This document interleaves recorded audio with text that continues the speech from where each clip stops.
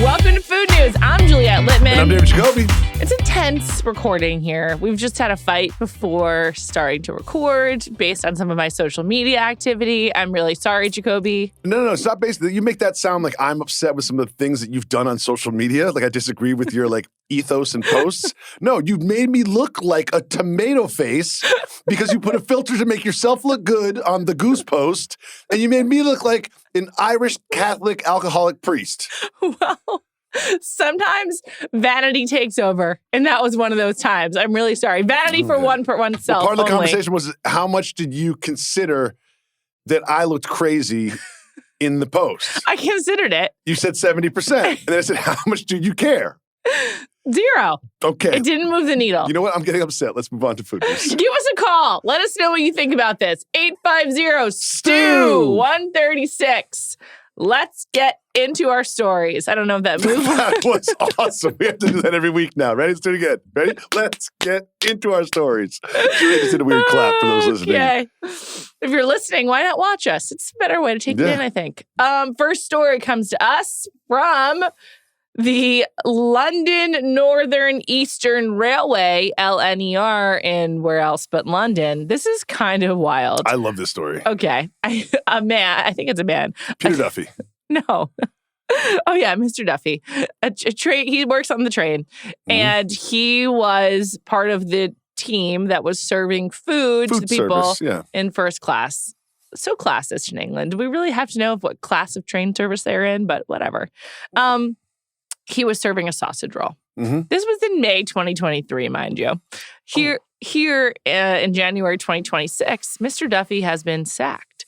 And that is because one of his colleagues ratted him out to tell his bosses that Mr. Duffy, Peter, served sausage rolls that had been in the trash to the first class customers. What I love about this story is the human beings involved and how their reaction is to the events that occurred. Yes. Mr. Duffy has a female colleague working with him in the food service area. There's also this other colleague, this second colleague, I'll call her or him, the one who's snitched, who basically said, this happened and I'm calling the authorities, right? So Here's how they got there. Let's just explain how this third colleague found out, essentially. So a colleague reported concerns and said, quote, myself and a host from standard class had been in the kitchen to get ourselves food when the host who was cooking told us the sausage rolls had just gone in the bin. Then this staff member heard lots of laughing from inside the kitchen where Mr. Duffy and his colleague were based. And then this third colleague, the snitch, said, a couple of minutes later, one of the hosts from first class took the sausage rolls to Coach K. After I'd finished my food, I took my rubbish to the bin in the kitchen, and this is when I noticed the bins were empty and there were no sausage rolls in the bin. So this person couldn't just move on with their life. No. This person hates joy and fun so much that they heard laughter and they're like, let me investigate. They made laughter one of the big parts of their case against Duffy. Yeah, that basically he enjoyed the fact that he was giving trash to the first class passengers. So as these things do, there's a court case involved. Yeah. And then this, here, I'll read from it, quote, an investigatory meeting on 17th of May, 2023, Mr. Duffy said he was, quote, a person who goes over and beyond for the customer. I love his defense. Not only that, a union representative. Wait. You're skipping his quote about how he went over and above. I clearly took them out as there were none left for the people in first class, but they were wrapped in foil. He's like, yeah, I took them out of the trash, but they were fine. They were in foil. That's what the customer wanted, and I wanted to give the customer what they wanted. This is my favorite part. A union representative present at the investigation said Mr. Duffy, quote, had suffered from a recognized condition that day known as transient global amnesia. Get you somebody who backs you like your union representative. This is amazing. Transient global amnesia is a sudden temporary interruption of short-term memory. Yeah, brain fart. That's what it's called. It's called brain fart, right? And then, is it a brain? What do you think happened here? Oh, no. Let me just continue with the evidence in front of us. Because then we hear from the colleague, his female colleague who works in food service with him. Aided and abetted, yeah. Yes, she was the one who's laughing. God forbid you laugh at work. Mr. Duffy's colleague denied seeing him take the sausage rolls out of the bin and said they were laughing because she had passed wind. What a goat. What a goat this woman is. Not just a brain fart, an actual fart. Yeah, yes, his defense is it was a brain fart and a fart. Therefore, Your Honor. It was very farty. It was a farty party and I am innocent. And I'm sure the judge has one of those powdered wigs on because we're across the pond. It's so funny. I feel like the snitch was very focused on the fact that this was like first class. And so it's like such an affront to do to the first class passengers. She doesn't even host the first class. She's I know. a regular cabin class host. I know. She's got some kind of complex here. No, this is what's happening. She's trying to make her way up on the hierarchy. And she's like, these people are laughing. That's not classy. She hates these food service people and their laughter and their fun because she hates fun. She hates it. I guess so. This is just such a wild story. I mean, I absolutely love it. If you found out that you were on the train and you were being served something that was formerly in the trash, how upset would you be on a scale from 1 to 100? I don't know how I would find out. Well, if one of the workers came over and like told me, I'd be like, why are you giving me this information? Well, I think that people who read this article who were on the train on May 7th, 2023 are going to be able to figure it out. Yes. I will also say this. There are levels to something being in the trash. Well, as he noted, it was in foil. There are levels to it. Like we've all thrown something away that's like in a thing. Sure. And been like, well, the outside of this container can touch trash because I'm eating the things on the inside. Mm-hmm. There's levels to trash. But if you like take a half-eaten bowl of cereal and put in the trash, I'm not going to scoop up the remains and eat it. I was recently on Amtrak. I bought some food. Oh, I love Amtrak. Yeah, me too. It's great. I went to Washington, D.C. I took the train. Oh, nice. All of that food is like prepackaged and wrapped. It's not the UK, so like it doesn't really apply. But I think I'd be pretty grossed out. I would be pretty like peeved. I don't know that I would take any action. But if I realized that I was one of these first class passengers on May 7th, 2023, I think I'm pretty disgusted. But you're not going to like call a lawyer. No. Yeah. I'm just like, okay, maybe I won't eat the food on the train ever again. You could be specific. Be like, I would like the sausage rolls, please, the ones from the cabinet, not the trash. I would need to know that my food was not being handled. Like everything must be wrapped. Okay. I don't know. There's a lot of risk in having food prepared for you, I guess. Are you a fan of The Lonely Island? The music group? Yeah. Yeah. I mean, they're hits. I don't have like deep cuts. I don't like listen to the albums while I like go on long drives. I do. I listen. Okay. They have a song called YOLO. And it's like, the point of it is like, just stay home because there's too much risk in everything you do. That's kind of how I feel reading this article. I'm like, well, all of the food that you were served, like could have spit in it, you could be poisoned. And like, if you're going to be worried about the food on the train, you might as well only prepare your own food. Disagree. Hard disagree. Okay. All right, fine. Anyway, let's move on. Great article. Great. Shout out to Mr. Duffy. I'm on your side, Pete. Are you? I'm not on his side. I'm on his side. You are? Yeah. Okay. I just think that this because of his temporary amnesia. Just the colleague is out to get him. His union rep is a ride or die, and his other colleague is like, I farted. That's why we were laughing. That's such a great prove I didn't fart. And prove farts aren't funny. Yeah, go ahead. One thing I loved also about this article is like it referenced CCTV and like the proof they have of different things. There is so much monitoring in England. I watch a lot of British like spy police shows. Everything comes down to CCTV there. So, like, just don't commit a crime. They'll catch you. I also like that he's just like, I'm not denying I took out the trash. I just go over above and beyond for the customer. Sorry for that. It's very like job interviewee. Yeah, and it was in foil. Yeah. So, at the end of the day, it was in foil. The foil was in the trash. It all comes down to foil. The sausage roll wasn't. When they said sausage roll, what do you envision? Like a hot dog in like a puff pastry. Yeah. I mean, same thing. That's what it is. All right. That's why we're I don't watch a lot of UK way. crime shows, so I don't see a lot of sausage rolls. Okay. Next article. This comes to us from the New York Post. This is something that touches on a topic we've discussed before, which is the ordering in apps, Grubhub, DoorDash, etc.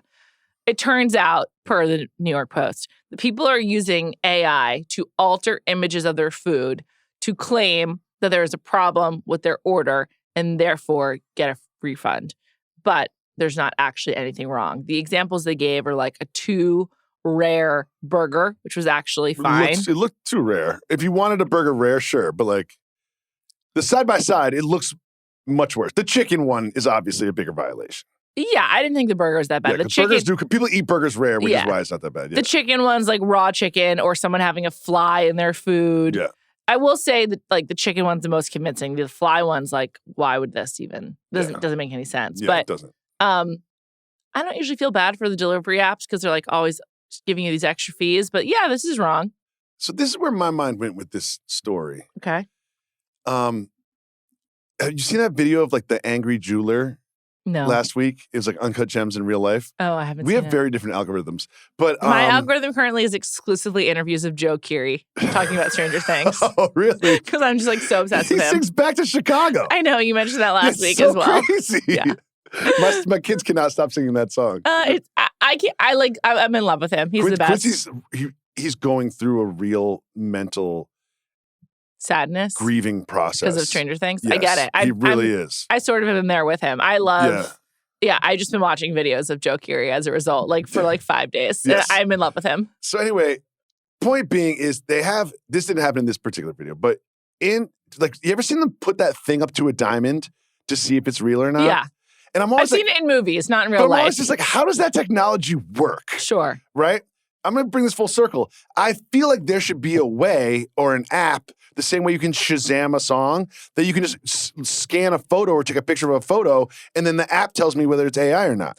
I think it's going to come down to like metadata, which is like a lot of internet sleuths have like used this for everything. Yeah, like to like see when was this photo created and like how. And I think that will probably happen eventually. Like there will have to be more safeguards against AI stuff, because you shouldn't just be able to like Photoshop pink with replace this chicken with pink chicken, and then I get $30. Someone on the other side of that should be able to be like, no, you did that with Photoshop. Yeah, totally. It just I think that's we'll probably get there. We'll get there. We'll get there. All right. In the wait meantime, for society to catch up to me. Don't do this, people. Just don't do it. It's just bad person stuff. Bad for your karma. Bad vibes. Yeah, just don't do it. Yeah.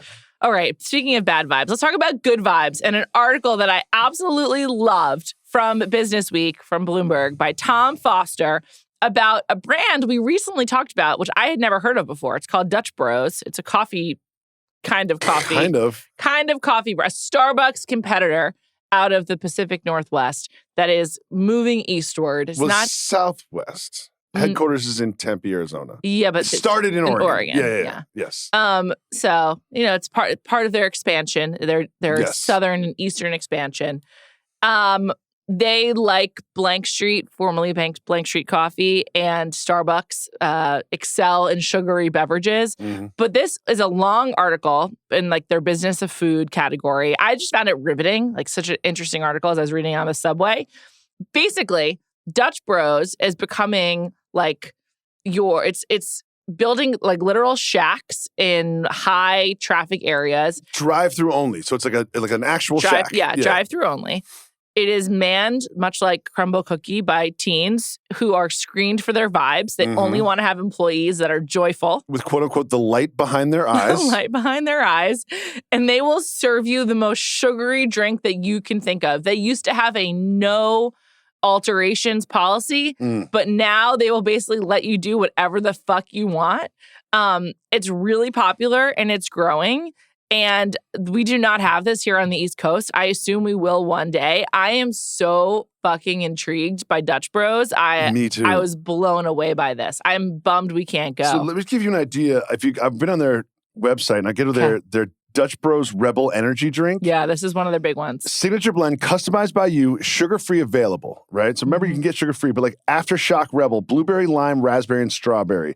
Shark Attack Rebel, blue raspberry, coconut, and lime with pomegranate float. And then they also have all this stuff you can get with like bobas added. And like you can just like add bobas, add chocolate sprinkles.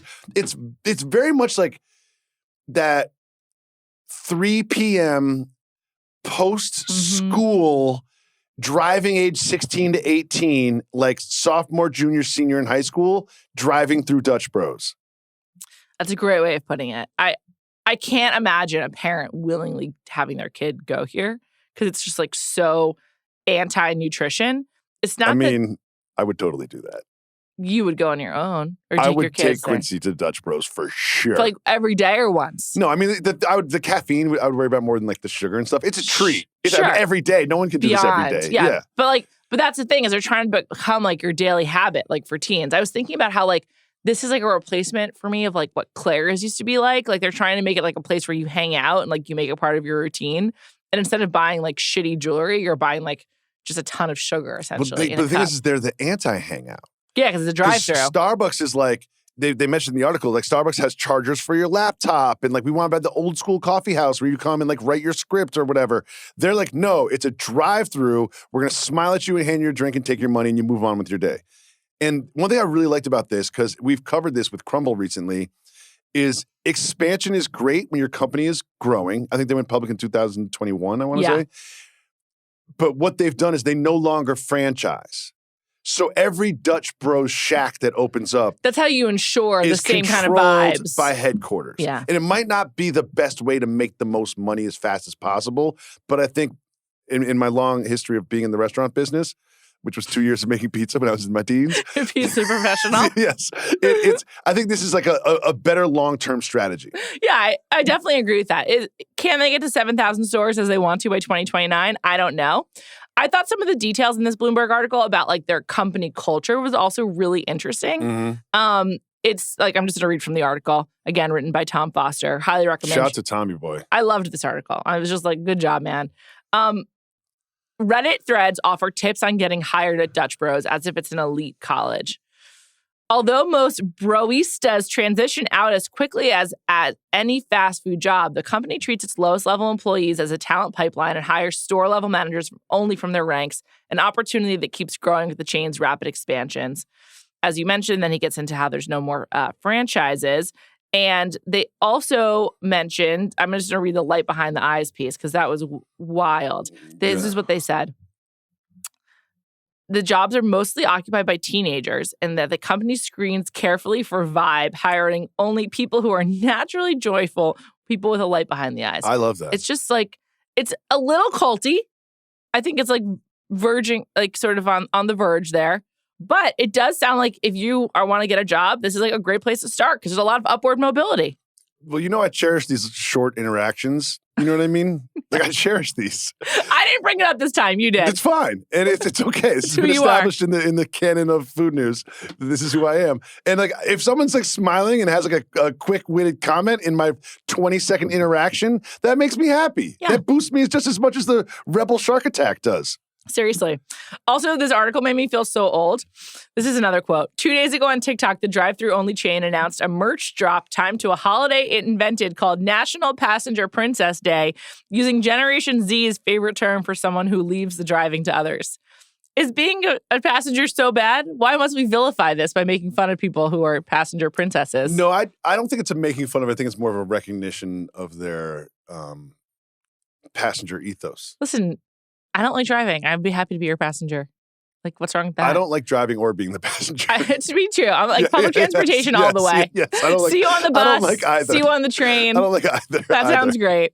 Anyway, Dutch Bros. Shout to them. I'd like to visit one. I would love to visit one. Maybe we can get United to fly us somewhere where they have one. We're like making all these begs to United all the time. None of them have been responded to. So just to make that clear. All right, let's move on. Next story. Great stories this week. Great stories. Timekeepers keeping an eye on the clock. We're not going to get to all of them. I'll have to make some tough cuts. Time Lord. You and Robert Williamson III. You're Time Lord now. That was one of the best nicknames in the history of the NBA. Absolutely. I loved it. All right. Time Lord wants to talk about a new law that's coming in the UK. Jacoby, have you ever thought about if lobsters are suffering when you drop them into boiling water? Have you ever dropped a lobster into boiling water? No. Never? Animals, no. Oh, yeah. This happened. We were in Maine, and there's this tiny little cottage that my mom's best friend has, and this lobster boat pulls up. He's like, hey, you guys are new here. Here's 4 lobsters. Like in your backyard? There's no backyard. This is Maine, so we have like this dock thing that goes to the I haven't been to Maine water. In forever, and I really need to go. Yeah, this is like rural Maine. Cool. The guy pulls up. He's got the yellow suit on, the whole thing, straight out of Central Casting. Cool. And he gave us lobsters. And my mom has a big pot, and so we're going to cook them in the pot. And you drop them in the pot, and they scream. Oh, they do? They scream. Oh, that's sad. Well, many people think that's sad, and the UK is planning to ban live boiling of crustaceans by 2030, which is very far away. Yes. This has already happened in some countries like Switzerland, Norway, and New Zealand because they do feel pain. They're sentient beings that feel pain. Yeah. And so now the humane alternatives will be electrical stunning, cooling, and hydrostatic pressure methods. That doesn't sound like a walk in the park either. When you really dig into That's what I'm saying. eating of animals, it's like pretty gnarly. It's hard to be humane and have a hamburger. Totally. It's like we're not going to boil those crustaceans. That's crazy. These things are sentient beings that feel pain, but we'll shock them or we'll freeze them or we'll pressurize them to death. Know. That doesn't sound fun either. I know, but like then on the other hand, when you think about like just indigenous cultures at the beginning of man, it's like they were just trying to survive, so they went fishing. Like, what's so wrong with going fishing? Nothing. I know. So then I'm like back in on it. I'm like, well, this is just what it is. It's the going circle to of life. die. I think if you shock it to death, or I don't have like a lobster shocker at my house. Right. And you want them live and fresh. I don't have a what's it called? Hydrostatic pressure tank. I don't have the thing that. is, like, I'm not going to become a vegetarian, but I've got all the reasons that I should based on doing this podcast. Like, it's not good. Of course we should be vegetarians. But then I'm like, should we? I don't know. Like hunting and gathering, like, hunting is just a part of like man's life. And our body is physiologically built to eat other animals. Other animals. Also, all animals eat other animals. We're somehow pissing off like 20% of our audience by saying know. this, but it's just like, it's where are we going to draw the line? I know. On like, because nothing is okay. I know. Like, you know what I mean? Like printing out my notes on a piece of paper is not okay. So where are we going to draw the line? Well, that's more okay than torturing a lobster. My iPhone is probably like built in some sort of like unethical way. It was. Yeah, so like, that's not okay. So what can you tolerate? Where do you draw the line? Because if you really want to like check all the boxes and be a perfect person, good luck. Live in a cabin with no electricity. And then you're gonna have to hunt and kill some fish to survive. So again, I think we're fine with boiling the lobsters. Came full circle. Okay, let's move on. Great job by us. We solved humanity. Remember when we lived in LA? Yes. Did you ever have a Sprinkles cupcake? Yes, I did. Me too. I had them a bunch. I gotta say, was never the best cake option in Los Angeles. The best cake option in Los Angeles, hands down, is Susie Cakes. So fucking good. Oh, really? I'm not familiar. Their funfetti cake is so good. Anyway, I was a House of Pies guy. Remember House of Pies? Of course, I lived close to it. We both did. I loved it. That's different though. That was pies. I don't like pies, but I like their creamy pies, like chocolate cream, banana cream. Also, it's a vibe there. It's just a real feeling. Yeah. It's like old school. Sprinkles was sold to private equity in 2012, and it is now being shut down. And question. Yes. Because you're smarter than me. Yes. If I'm private equity, right, which I will be one day, billionaire, I'll have a fund. Sure. And I'm like, hey, let's buy Sprinkles. Mm-hmm. And then we buy Sprinkles. And then like shut them all down. Make that make sense. I think what happens is they go through like rapid expansion. Like usually when you get a private equity injection, you have to scale up. And so in the thought, and this is like sort of what Dutch Bros is doing without private equity, is like the idea is that in scaling, you can make the margins are much greater. I think that the margins weren't there for Sprinkles. And usually with private equity, it's like within a portfolio. So like your whole business does not necessarily hinge on just this one company. But if it isn't panning out, usually you should just like, this is like the definition of like cut your losses and move on. I understand. So I saw it as that they were more recently bought by private equity. They were bought by private equity, given some time to sort of prove their value, and did not prove their value, didn't perform, it's over. And then cut your losses. That makes more sense to me. Thank you very much. It's being boiled like a lobster. It's over. Yeah. Yes. Let me just hissing sound. Sounds like that. That's really depressing. Yeah. But it's good though. Tastes great. Oh my God. Fresh out of the ocean. Okay, we're doing one more story. What? Yeah, we just got time for one more. Which one do you want to do? You choose. British Chinese. Okay. British Chinese food. Tell us what's going on. All right. I went down this rabbit hole on TikTok. I clicked on one video, then searched it, and then clicked on another and another and another. And basically, a person in 2023, I want to say it is, a British woman. Big year in England, 2023. Yeah, yes. She just basically did like an eat along with me video, and she ordered a Chinese. Right. And then when she ordered her Chinese, she went through the different things that she had and how she prepared her different meals and whatever. It seemed very like nothing. Right. Now it's got like 10 million views and it's huge because it is such a different experience from American Chinese is. However, after watching like 8 or 9 of these videos, here are the differences. Okay. Number one, people can't get over this. They call it a Chinese. Well, that is weird. It's weird. It's weird.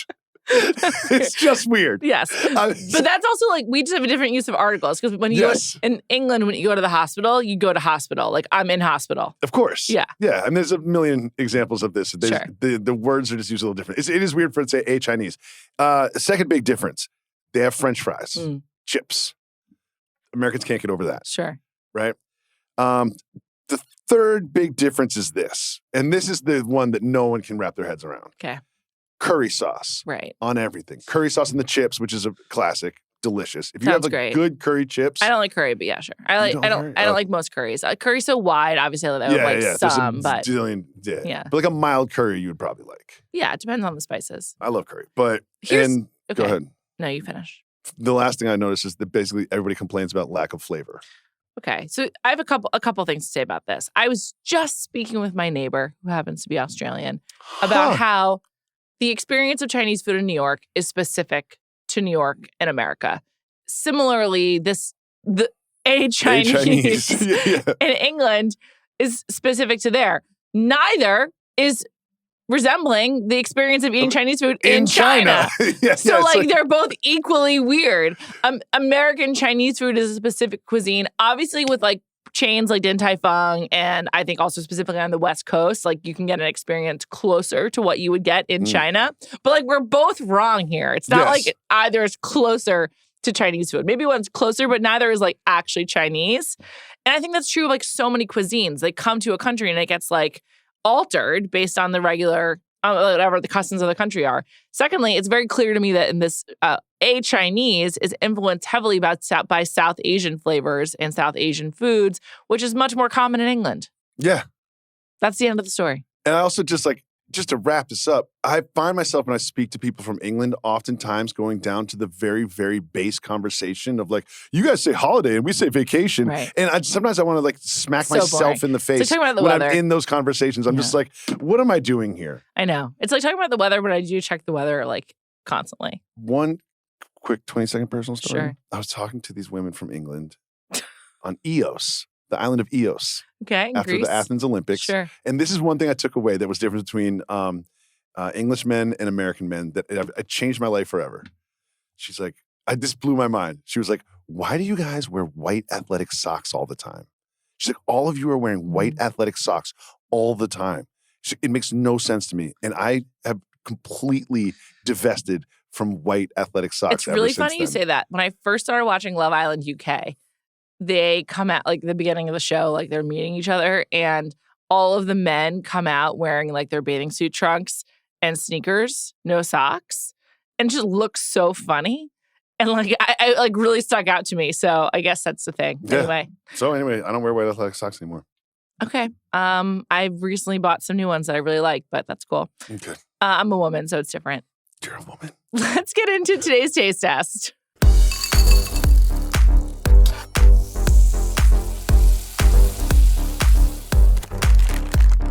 Okay, big shout out to producer Mike who put this together for us. Following up on last week, it's a food news follow-up taste test. We are trying Annie's mac and cheese and Goodles to see if we can tell the difference. Annie's, Kraft mac and cheese, and Goodles. It's like Kraft is so fundamental to mac and cheese. Mac and cheese. Yeah. But they're all the orange sort of, the very familiar shaped noodles. This is all facsimiles of Kraft and Kraft. Do you want to try to predict it with a visual assessment? I already know exactly which one's which. Okay, tell us. It's exactly as the boxes are set up here. Goodles here. Okay. Kraft in the middle. Okay. And Annie's over here. Okay. That's my guess. I don't know. Like, this is not my area of expertise. Oh, this is my area of expertise. So, okay. Annie's, Kraft, Goodles. But let's just go into it blind and see what we feel. Yeah, okay. First bite is of what Jacoby says is Annie's. Let's see. Let's see. I love mac and cheese. Me too. Okay. Not as salty as I usually expect. You can add that if you'd like. I know, but I usually expect it to come in the box. I also say this about, as a Kraft mac and cheese connoisseur, you have to tinker with it? You customize your own. The Kraft mac and cheese is not the same in every house. Okay. Next one. I make great Kraft mac and cheese. That's significantly better. That's good. Hell yeah. That's good. Hell yeah. Wow. Whenever I have Annie's, I usually do the white shells and cheese. Yes. I think that's when someone says Annie's mac and cheese, I'm assuming white cheddar and shells. Now here's our final one. I've had Goodles before. You have? Yeah, I remembered I've had it once. It was good. But yeah, I'm right. Stand by it. The middle one is by far the best. Easily. That one's Kraft. No question. I will say this, though. This one, which I believe is Goodles. I've never had the Annie's or the Goodles. The Goodles is trying harder, which I believe is the Goodles. The darker colored one is trying harder to create flavor in a way that one is not. Yeah, a depth of flavor. Yes, it has like an aftertaste. Yes, it has like seasoning and spice in it. And it's like packed with protein, allegedly. It's on the box. It's 14 grams of protein. It's interesting. The boxes like say a lot. Oh, interesting. Because the Annie's and the Kraft, like it's just like how to make it. The Goodles is really trying to like sell you on why it's better. The Kraft says no artificial flavors, no artificial preservatives, no artificial dyes, which I don't really believe. Me neither. Although by law, I think a lot of dyes are no longer allowed. Yes, and Annie says no artificial flavors or synthetic colors. Cheese from cows not treated with RBST growth hormone. I had to have a second bite of the middle one. It's obviously Kraft. It's Kraft, yeah. I think you're right. Annie's was 1, Kraft was 2, Goodles was 3. All right. Let's see. Number 1 was... Yeah, we're right. Annie's. You nailed it, Jacoby. I will say this. It's a good sensory experience because when I taste the Kraft, I get this rush of like comfort and childhood and just like those flavors in my mouth I associate with so many memories and so many meals and so many different parts of my life that it's unmistakable. It's great comfort food. Can you box that up? I got to tell you something about producer Mike that two things that if you guys didn't know this, you'll now know. Number 1, he's committed to his job. He carried 3 glass containers to work on the subway. You're not going to throw these away. Number 2, he's obviously married. You only get these on a registry. Like, you don't pay for this yourself. Interesting. I don't know anyone who's buying... We have them. Let's just say this. I'm going to say that it's likely that his wife was in charge of procuring those because we have those and I have never thought about them on the or registry. How they got in my home. It's like a lot and also expensive. Thank you to producer Mike. Thank you so much. Did you get those on your registry? Oh, wow. Did you buy them or Melissa? Yeah, of course. Okay, of course. There you go. All right. Personal food news time. I love fruit. That's not the news. That's not it. It's not my turn. I love grapes. Have you noticed? Do you have a lot of grapes in your home? Yes. Have you noticed that like grapes no longer taste like grapes you buy them at the grocery store? They're like giant and like have a different kind of sweetness. It's like clearly this is like modified in some way. Like grapes have been put on some kind of drugs and they are now different. Okay. Counterpoint. Okay. I think people refer to grapes as grapes, but really they should be considered as apples, as so many different subdivisions kinds of grapes. Yes, because you're like, oh, have you noticed that grapes are different now? I'm like, you're just getting a different grape strain. It's like they should have a grape dispensary like they have marijuana. But we can go inside and be like, I'll take the cotton candy Jack Herrar, please. That might be a good pivot for Northern California. No longer just for wine, but like tell us what kind of grape you like and we'll grow it. Yes. They're so big though. The green grapes, they're like huge. Like it's the size of my hand. I've seen those, but we recently came home. I didn't do the shopping. My wife did. And we had tiny little red grapes and they were delicious. Like they were Where'd she get them? Much smaller. I believe she got them at Trader Joe's. Okay, those are probably like naturally grown grapes. I think my key food is giving me grapes that are like genetically modified. RBST, yeah. RBST. It's not going into the mac and cheese. It's going into my grapes. Yeah, exactly. I don't know. Just keep this in mind when you eat grapes. I will. Going forward. I love grapes. I love grapes too. It's so refreshing. It's hydrating. They're great. How do you feel about cotton candy grapes? Too sweet. I don't like. And I love those. Also, like that's a weird flavor of grape that's available. That's definitely from Trader Joe's. They always have them. They're good. I don't know. I'm not so into them. I love grapes. Okay. All right, your turn. Me and Quincy ate a whole thing of blueberries just sitting down watching TV. Of course. An entire thing. How big? A pint? It's big. Like the double pint one? Yeah. It was big. And he goes snack. to me, and we're eating. I'm like, are we going to eat this whole thing? And he goes, it's not resealable. Good point. I was like, I see your logic. Was it ever sealed to begin with? No, it was. It had like a film on it, like one of those. Plastic film. Sure. But like once you open the plastic film, you can't put it back on. I don't think there's anything wrong with just throwing back some blueberries. That's what I'm saying. What's wrong with that? Yeah. It's not like we're at Dutch Bros. It's like not doubling M&Ms. down. Yeah, exactly. That's great. Yeah. All right, your turn. Ooh, I want to sneak grapes into the movies and like substitute like popcorn and stuff for that.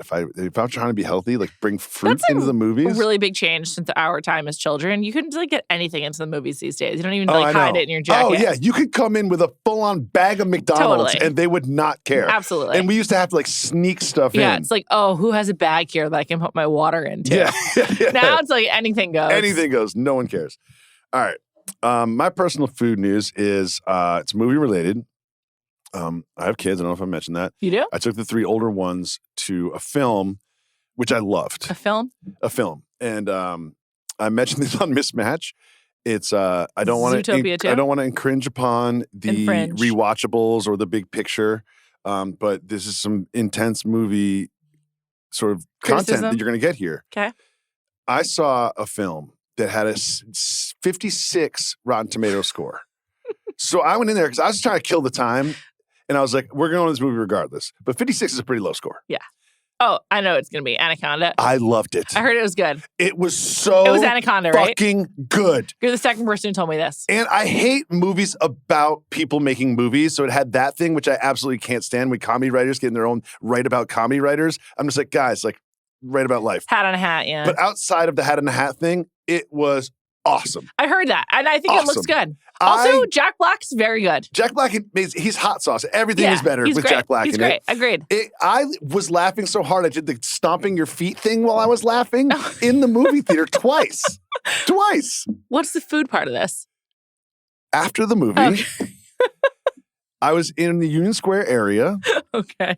And Margot was like, we didn't do anything fun for me. I wanted to go to Abercrombie & Fitch, but they only had adult sizes. And I was like, all right, fine. I'll get you a sweet treat. So I'm just like looking around for a sweet treat. Okay. We stumble across this place. It's called Minuto Bauli. Okay. It is an Italian shop. Nice. It's essentially donuts, right? Okay. But I'm interested. Imagine a hot dog bun that was like the size of like Knish, kind of. So it's like a hot dog bun that's like more square sized. Very, very light donut-y. Yeah. Like a very airy, light, fresh donut. And then what they do is they slice it like a hot dog bun, and you can put inside of that whatever you would like. So they have Nutella, they have pistachio, they have sort of like classic cream, like a Boston cream, and they have whipped cream, and they have toppings you can put on top. So you get this sort of like soft, like yogurt sort of place experience, but with a donut. Okay. And I loved it. Sounds great. Because they have them pre-made for you to look at, but they don't just like grab one and give it to you.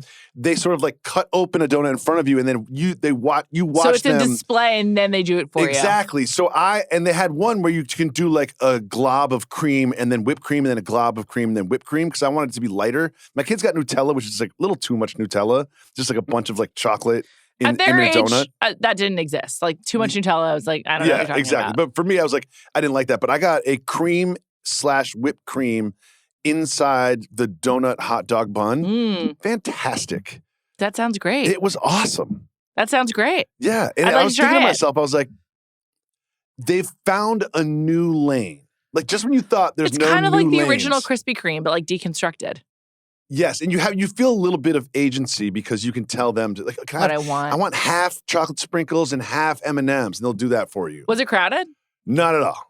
That sounds great. I've never seen it before, but it was like with all the cookie places and all the froyo places, like, it just felt like there was like they found a new frontier of sweet treat snacks. All right, I'm gonna look for it. Minuto Bauli. Great. Bauli, you have to say it like that. Bauli. All right, let's hit it with our listener food news. Hi, Juliet and Jacoby. This is Molly from Baltimore, Maryland. I have been meaning to call you guys like 1,000 times. It usually pops into my mind when I'm listening to the pod, and then I forget to call you. But this time when I was listening to the pod, I had pulled the car over. Don't worry, safe driving. And I said, call in, Molly. So here we are. Happy New Year, first of all. Did I already say that? Not sure. Anyway, the first question I have for you, and probably the only one I'll ask today, is there a food that you see a lot or interact a lot, or maybe your friends order a lot, spouse, whatever, partner, that you are interested in trying but you never ever like it, or like always looks so good but whenever you try it you don't like it? For me, that's grits of any kind, but specifically shrimp and grits. When really other good. people She's order wrong. it, I'm so jealous. I'm so envious. I always think, should I order it? And if I do, I taste it, and I'm like, ugh, not for me. And it makes me sad, and I don't know why, but that's my thing. So I'm curious if you guys have anything like that for yourselves. That's all I got right now. I'll say it again. Happy New Year, and look forward to hearing your responses. Well, a couple things I love about Molly's call. First of all, safe driving. Second of all, if you are listening to the pod and you want to call, you can pause the pod and call. And third, which you said, first question, probably the only one I'm going to ask today. That was my favorite part of the call. It's the first question, but don't think there's a second one. This is just letting you know this is the first and only question. It was great. It's a great. I like that she is in touch with her own envy. For me, I think it's aforementioned curry. Like, I don't really like most curries. So at Thai places or Indian places, I'm just like, nah, no thanks. But I wish I was into it. For me, it's a big one.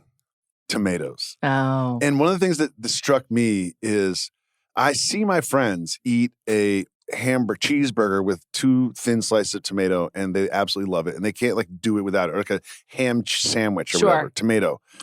And the thing about it is it's so universally recognized as good that I've attempted to like it hundreds of times. And do you like a tomato sauce? Tomato sauce, tomato juice, any form of tomato. I like tomato bruschetta. I love bruschetta. Mm-hmm. I like tomatoes in steakhouses when they come with onions or mozzarella. But like on a sandwich or in a salad, I've tried to enjoy this so many times and it just doesn't work. That's too bad because it is great and also like ubiquitous. So if it's like a problem for you, that's a problem. That's the thing is, I don't like them. And everyone says, you say it is great. It is not great. It's great to you. I do think there's a lot of like subpar tomatoes out there that people accept. So you might be in touch with that. Just throwing it out there. Interesting. Yeah. Thanks for the call, Molly from Baltimore. Great stuff. Yeah. Thanks to our producers, Mike Wargon and Ronak Nair. We'll be back next week.